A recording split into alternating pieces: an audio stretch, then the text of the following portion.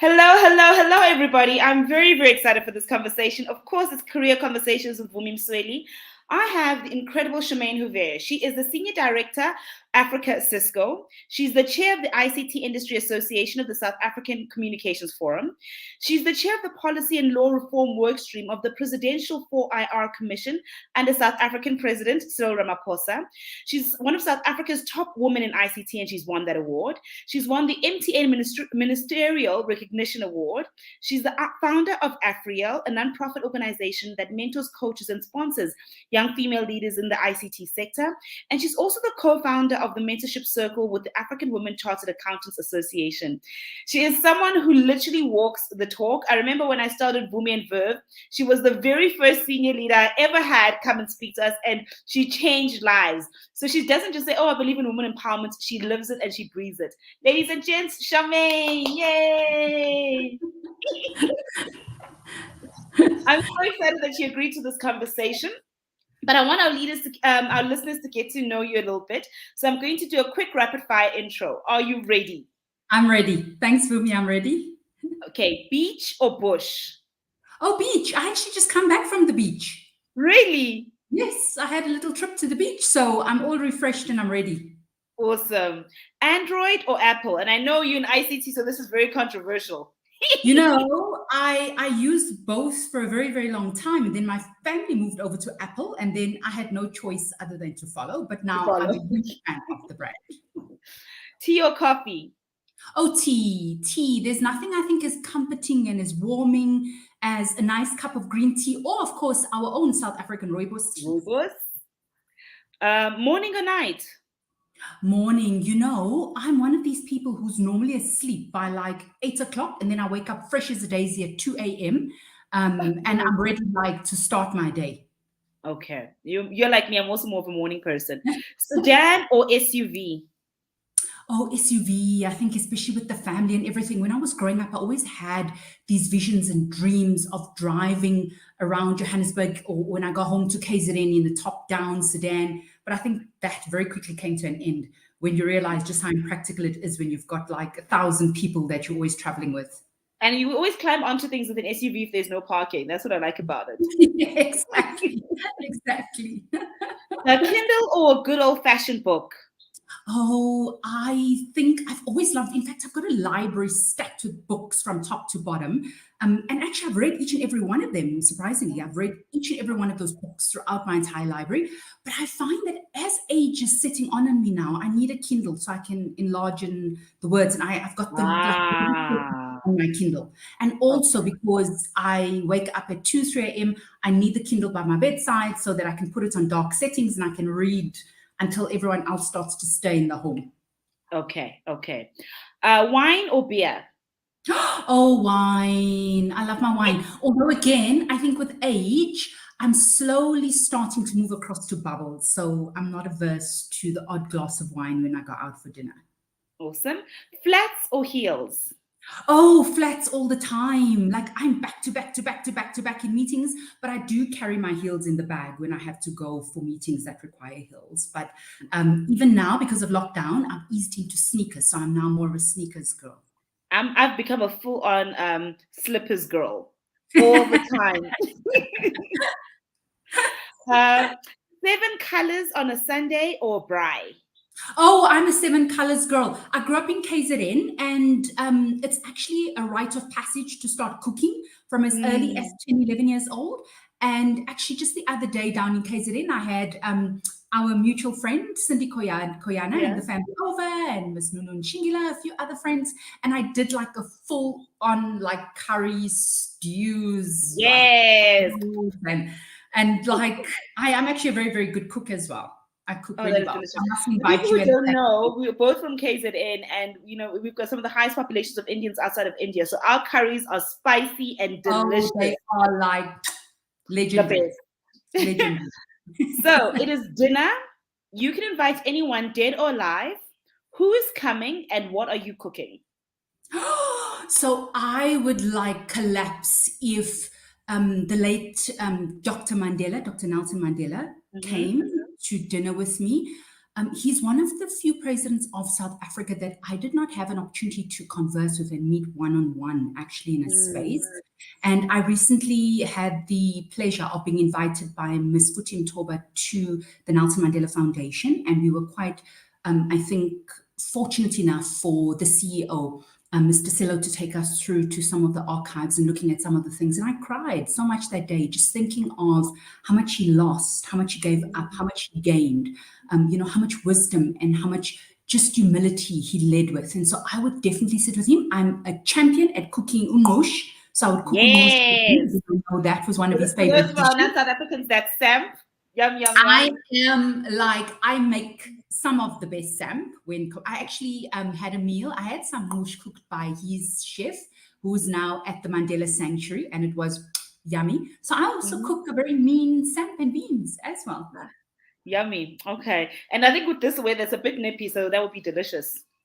So I've spoken about, your accolades, and if I ran through all of them, we'd be here the whole day. But who are you? How would you define yourself? Oh, that's a big question. I think first and foremost, I think one of the things about me is that I am a dreamer.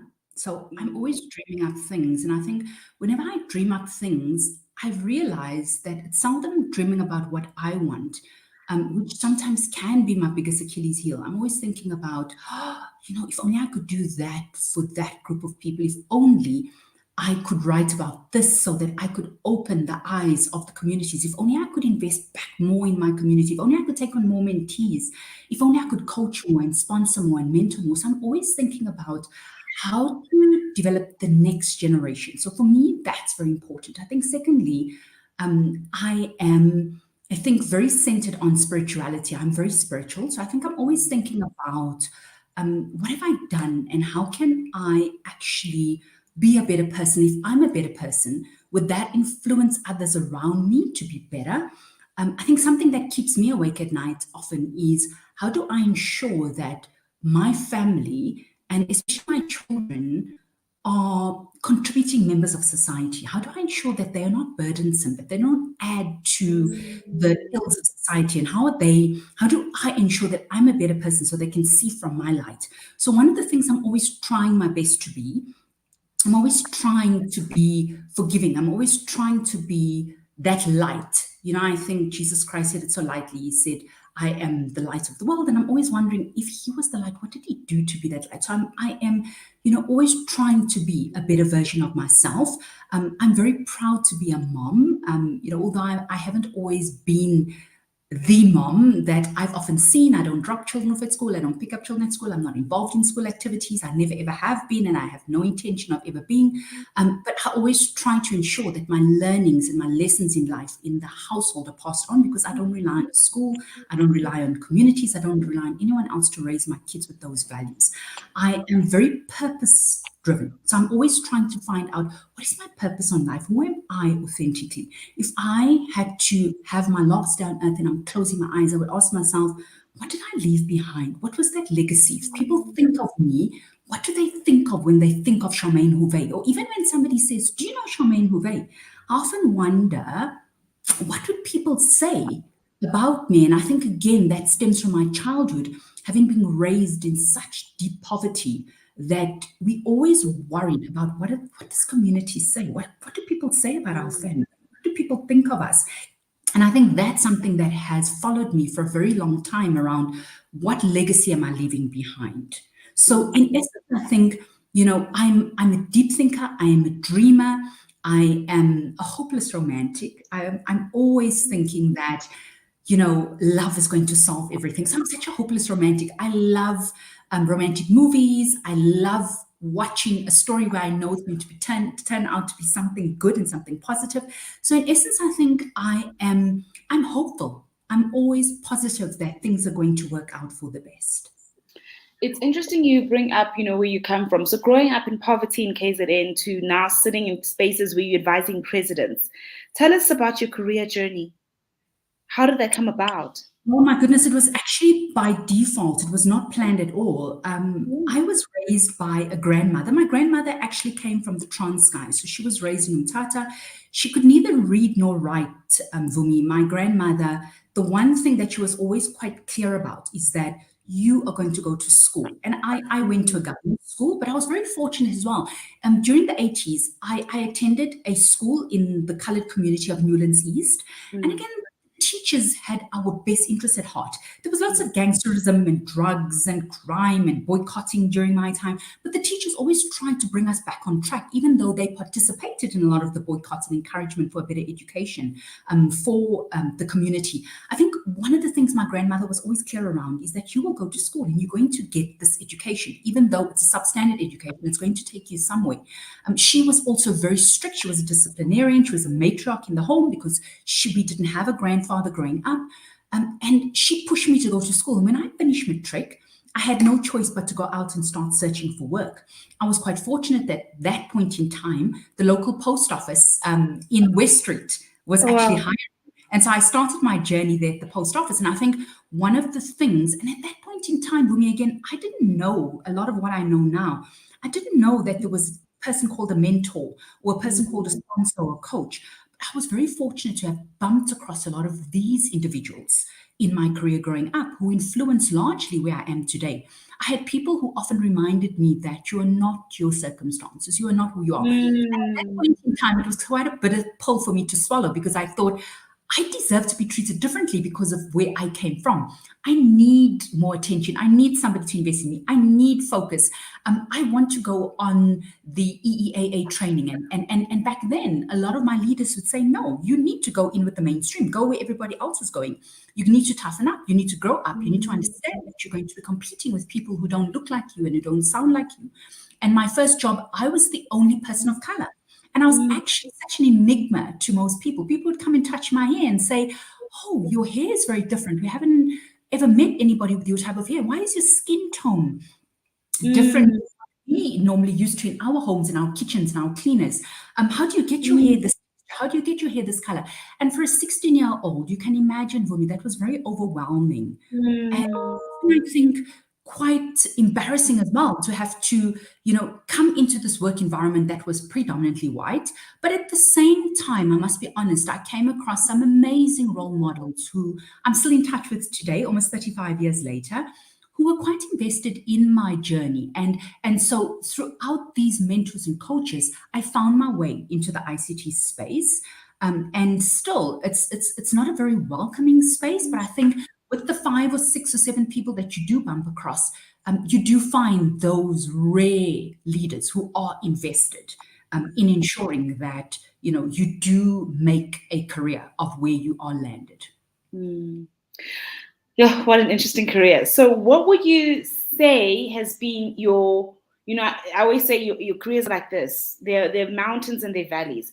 What has been like the biggest valley where you're like, for me, this was the pit. At the time, it was the worst thing that ever happened to me in my career. And what would you say has been the biggest mountain peak moment where you like, for me, I was soaring, like this was a big highlight for me. And what were the lessons from both? So very interesting. I reached a peak in my career. Actually, I picked at a very young age. I was very young, again, because I was so tenacious.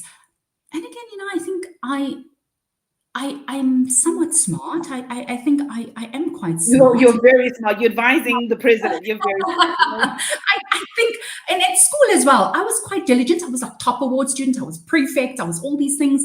And I carried that through with me. And I think, again, from my past, growing up in a very critical environment and growing up in a street smart environment. Also, I have street smart. So growing up in an environment with gangsterism, rape, crime, prostitution, drugs, we were always cautioned of, don't walk alone. Watch how you walk. Watch who you speak to. Watch this, watch that. I was fortunate in that sort of ground training didn't make me cynical and it didn't turn me into anyone bitter. Instead, it often asked me, well, I come from a real hard knock life. So how do I take these to ensure that I don't transfer those skills? I don't come across as hard. I don't come across as bitter. How do I ensure that I understand? I seek to understand and I'm also understood. So when I came into my career, I picked very early on in life. I studied for an MBA. I was quite diligent. And when I came into different spaces, I think also I became a magnet for many others to want to understand, how did you do it? How did you pick so young? How did you get people to invest in you and to actually take a bet on you? But that also resulted in early burnout. So I got to a stage in my 30s when I was utterly and completely burnt out. By the time I reached 40, I actually started to feel that it was amazing. Imposter syndrome came to me at my 40s. I never had it during my early ages. Imposter syndrome came to me much later in life, where I started to get the doubt, when I started chairing boards, when I started to actually lead multi-billion-dollar projects. And I'd hear this voice of, oh, but you're this girl from the barracks. You come from Wentworth. You didn't have parents.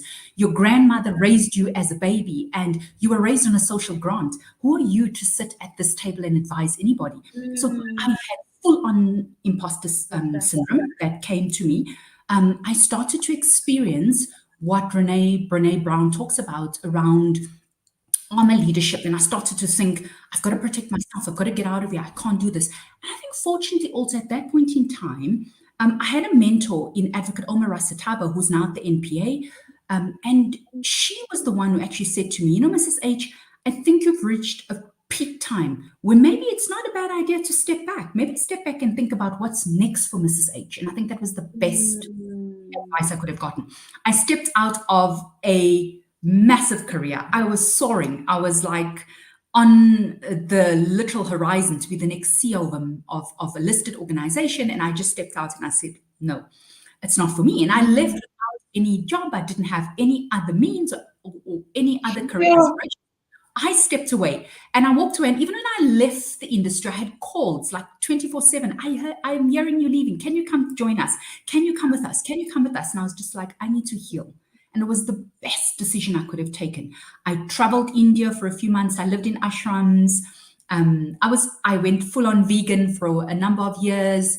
I just went to seek for, who am I authentically? What does it mean to be? What is the purpose of life? If I'm looking at a true purpose, who am I?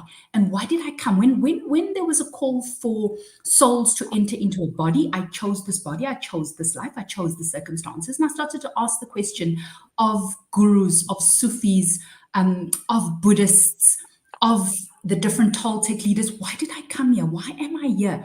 And that was the best thing I could have done. I ran off to go and visit my mom-in-law in the Philippines. I lived on the beach as a beach bum for a couple of months until I got a call that said, look, we need help in government.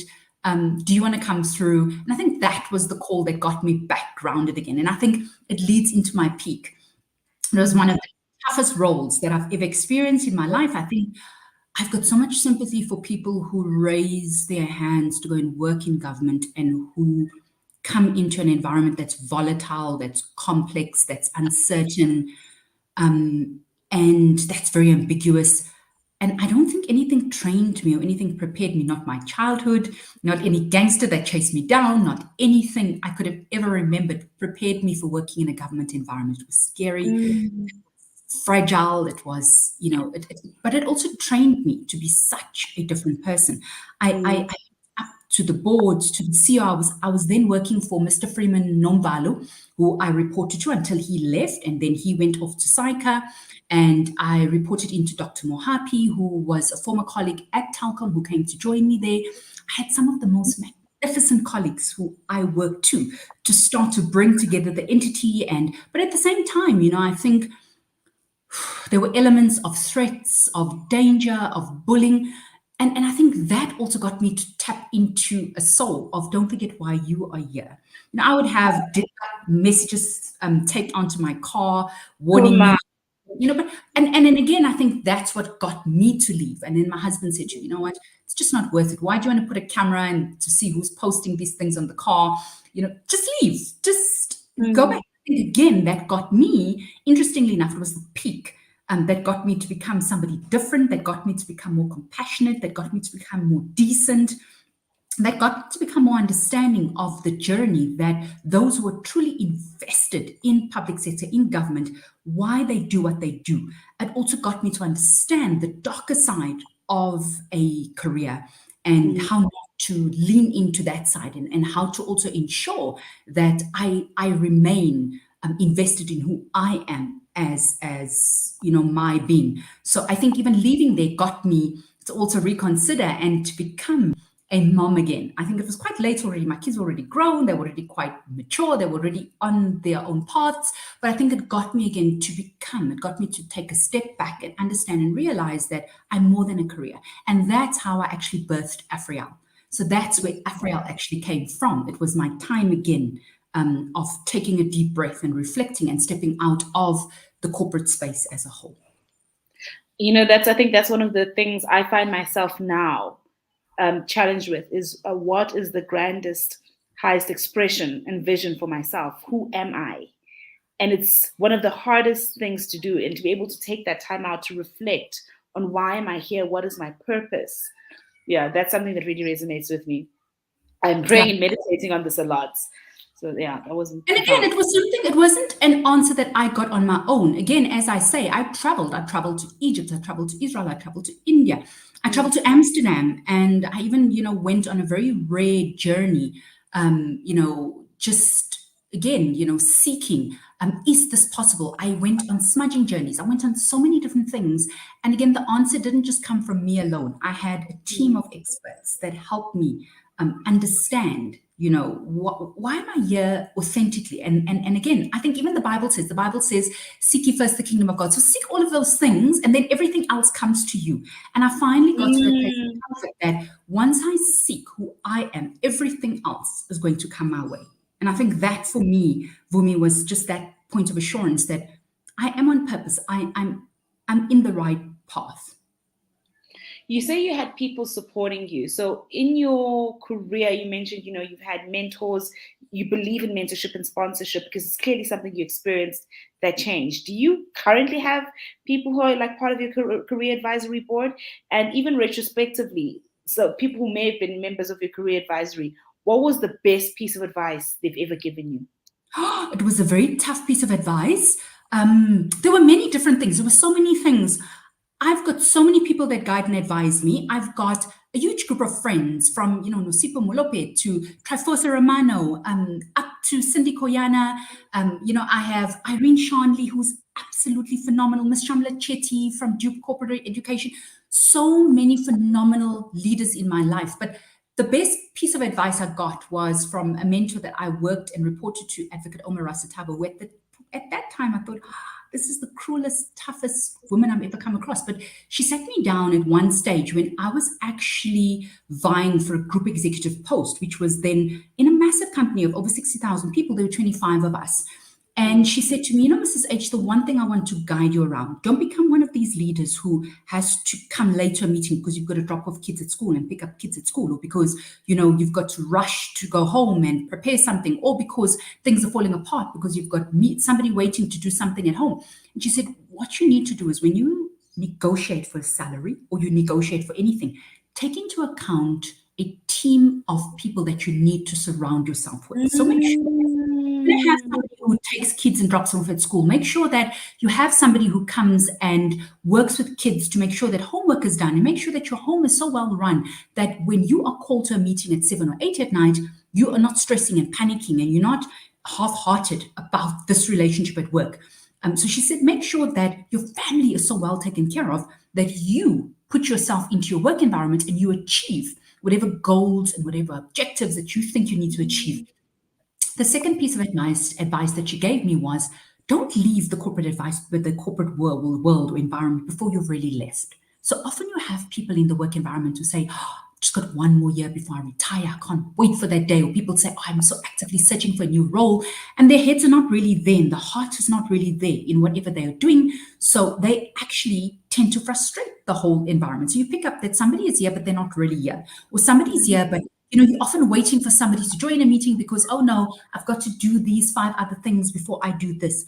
And she said to me, just make sure that this is a massive role that you're signing up for. So make sure that you are really invested in this. And the day you decide to leave on that day. Don't leave a year or 2 down the line and you're planning for your departure while you're inconveniencing everybody else. And at that point in time, I thought, what horrid, tough advice. But I think over time I took it and it proved to be something that I could embrace.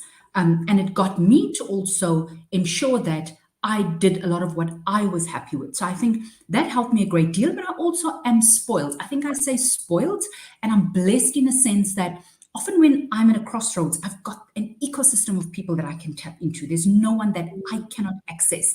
I mean, even from Judge Mervyn King, I would call him and say, Judge King, I'm at a crossroads. You know, Michael Juden from the King Commission, I need you to come and speak to a group of youngsters. Can you come and have coffee? You know, there's so many people. I have a Black Book, I think, that has taken many years. It's taken a lot of sacrifices, taken a lot of leaning in to pull together.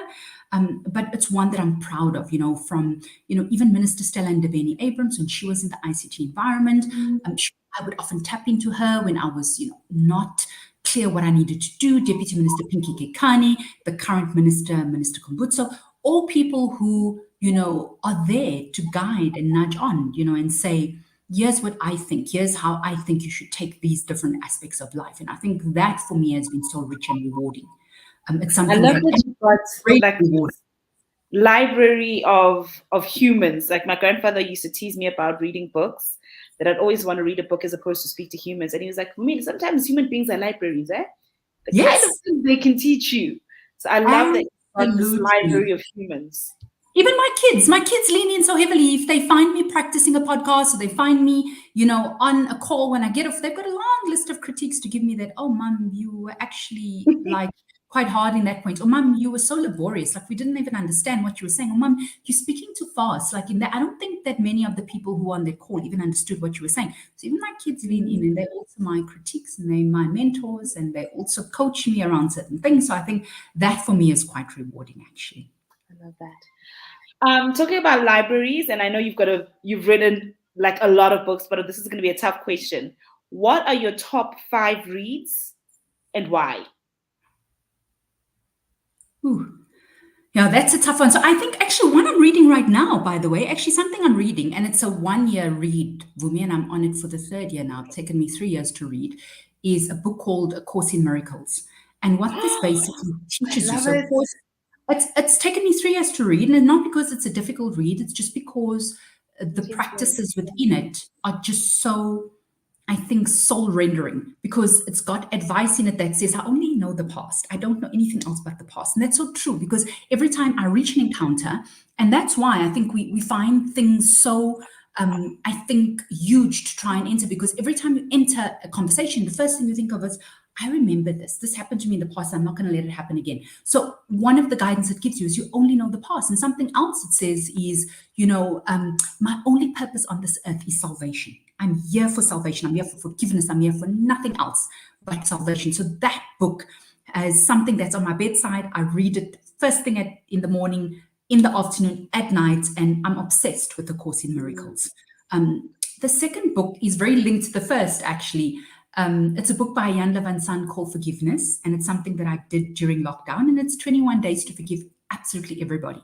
21 days to forgive yourself, 21 days to forgive God, 21 days to forgive men, to forgive women, 21 days to forgive absolutely anyone you can think of, your brothers, your sisters, because again, I think one of the things I've realized is that so many of us walk around with thoughts of such injustice. We walk around with thoughts of such attack, that we're always ready to attack because we've been attacked. And we just find that there's so little forgiveness, that we find it so difficult just to say, oh, well, okay, so-and-so did what they did to me, and that's fine. I'll move on in life. So that was a very hard, I think, read for me, and also a difficult exercise to have to write letters to various people over the 21 days. But I found it absolutely rewarding. So Jan van Sant is a favorite author of mine, and I think it's very rewarding to finally get to a point where you, without anyone having to say they are sorry, you can still move on and forgive. I think the third one for me. And now I want to read that one, because I love her. One Day My Soul just opened up. That one just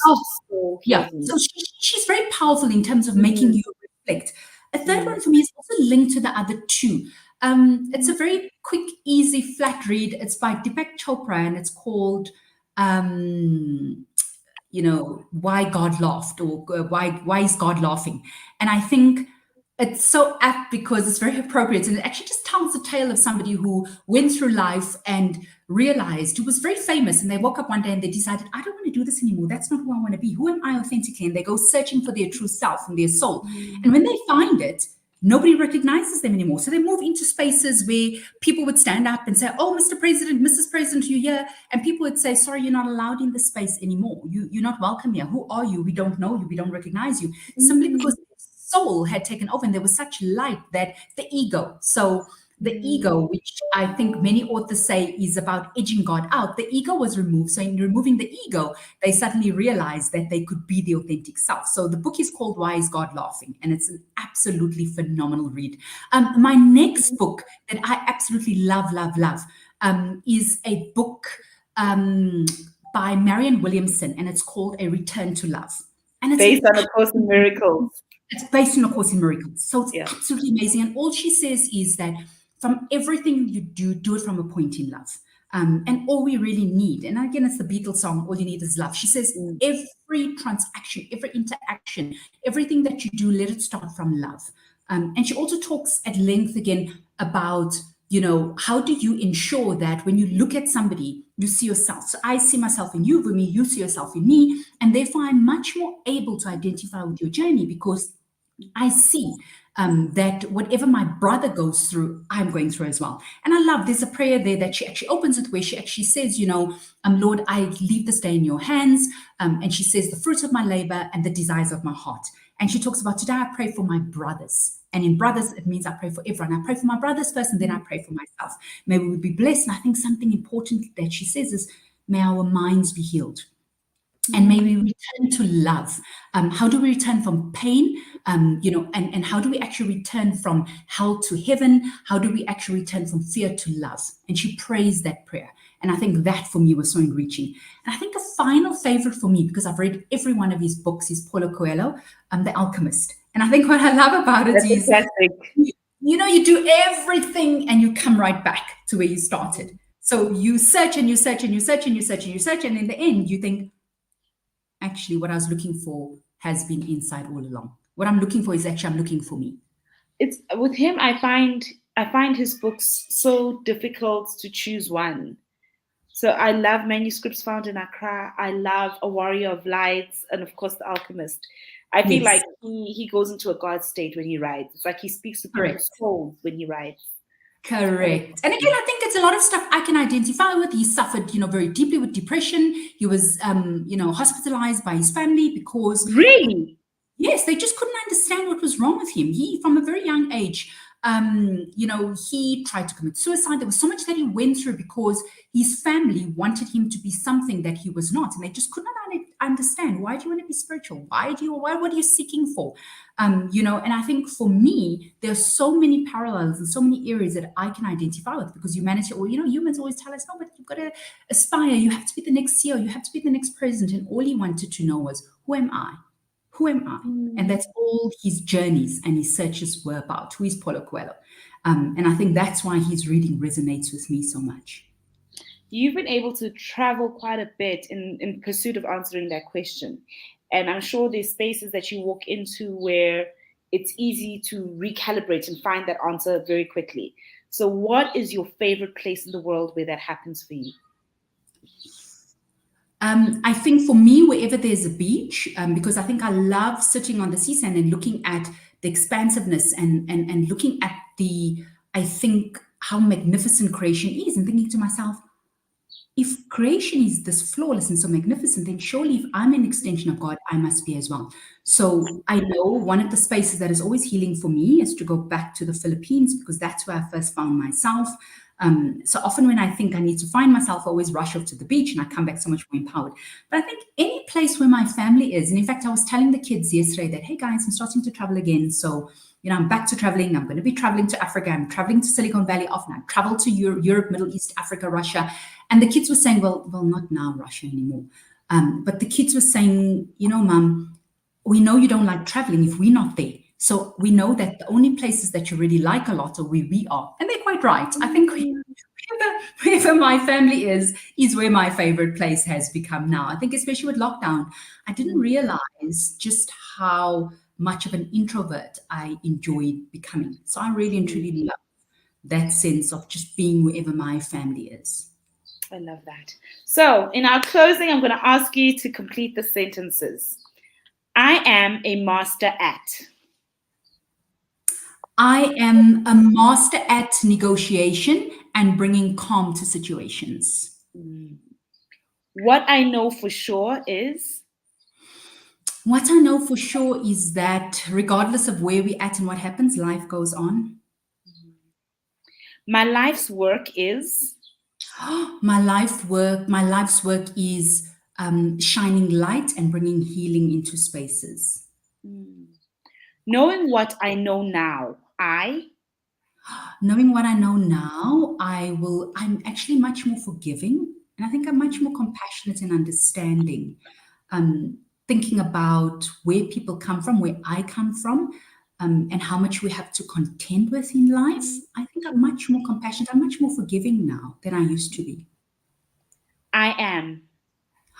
I am on purpose. If there's one thing that I do know is that I am largely on purpose. And on the odd times where I fall out of purpose, the universe is very swift at smacking me and getting me right back again on track. Can I think of a better way to end our conversation? Lady C, thank you so, so much. I appreciate you making the time, and I'm sure our listeners thoroughly enjoyed it as much as I did. Thank you very much, Vumi, and thank you for all the listeners for actually tuning in. Have a good long weekend. Awesome. Guys, thank you so, so much for listening. I hope you enjoyed the conversation as much as I did, and make sure to tune into the next installment of Career Conversations with Vumi Msweli.